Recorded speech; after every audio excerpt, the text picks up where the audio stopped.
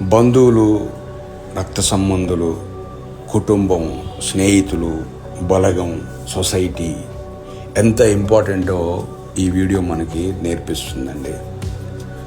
First time ఎగురుతూ ఉంది పక్షి, తన తల్లి దాన్ని ఫాలో అవుతూ ఉంది. దానికి తెలియదు దానికి ఎంతమంది శత్రువులు ఉన్నారు. శత్రువు వచ్చింది, దాన్ని అటాక్ చేసింది.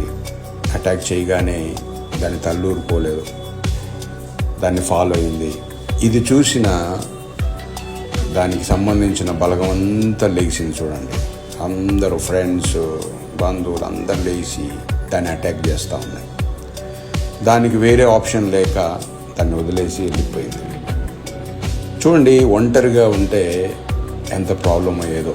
అందుకే బంధువులు, స్నేహితులు, రక్త సంబంధులు, బలగం అనేది చాలా ఇంపార్టెంట్. అయితే బాధాకరమైన విషయం ఏంటంటే ఈ రోజుల్లో ఒకరంటే ఒకరికి పడకుండా పోయింది. నేను గొప్ప అంటే నేను గొప్ప అనుకొని విడిపోయే స్థితికి వచ్చేసింది. ఎవరి మాట వినే స్థితిలో లేరు. ఎవరి స్వార్థం వాళ్ళది అయిపోయింది. ఎవరి బెనిఫిట్స్ వాళ్ళు చూసుకుంటూ ఉన్నారు. అయితే ఇలాంటి మంచి సొసైటీ క్రియేట్ అవ్వాలని కోరుకుందాం.